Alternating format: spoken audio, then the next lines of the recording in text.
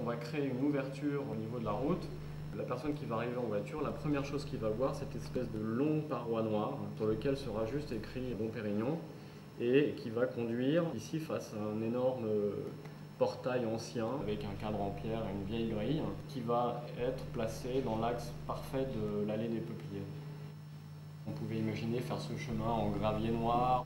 Ça c'est de l'or blanc pris entre deux morceaux de verre. C'est-à-dire qu'on va se retrouver dans cet endroit complètement sombre et en même temps avec cette lumière qui va venir taper et l'eau qui va venir faire scintiller ces éléments.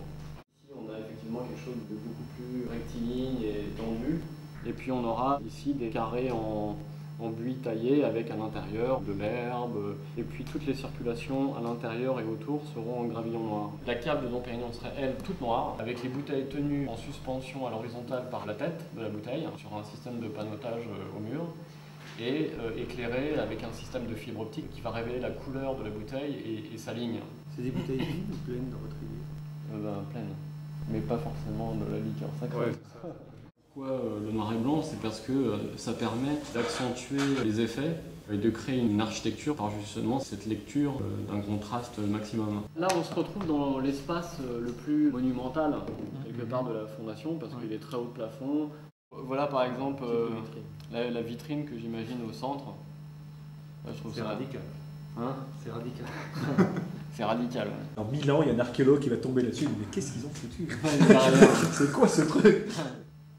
Donc au niveau du cloître, le parti pris c'était effectivement de partir de la contrainte des bâtiments d'aujourd'hui en les faisant complètement muter, mais en même temps en donnant l'impression que les bâtiments ont toujours été comme ça. C'est résolument contemporain, ça doit vraiment être novateur sans être une espèce de performance architecturale destructrice du site. Je pense que sur un projet comme ça, les espaces intérieurs, c'est quasiment tout, hein, parce qu'on est vraiment sur un moment de pèlerinage intérieur où on va découvrir les espaces les uns par rapport aux autres. Il y a deux trucs magiques là-dedans, mais sincèrement de mon point de vue, ensuite vous pouvez avoir l'autre point de vue, c'est la perspective si on la cadre, parce qu'elle n'est pas partout merveilleuse selon le regard, et le cloître.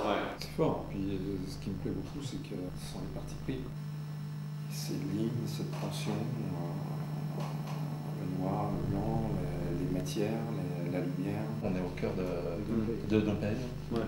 Oui, émotionnellement, il se passe quelque chose. C'est viril et sensuel, c'est exactement ça. Dom Pérignon n'est pas qu'un champagne, ça n'est pas qu'une visite de cave.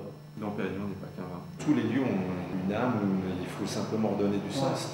Vous avez des matériaux, à mon avis, qui redonnent de la chaleur. Finalement, vous arrivez à redonner une unité à l'ensemble du bâtiment de la fondation. C'est fort et sensuel à la fois. Super. Ça fait plaisir.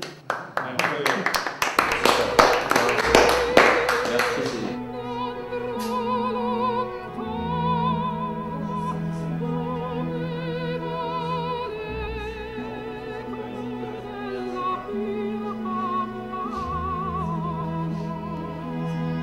C'est marrant, c'est comme si c'était le destin.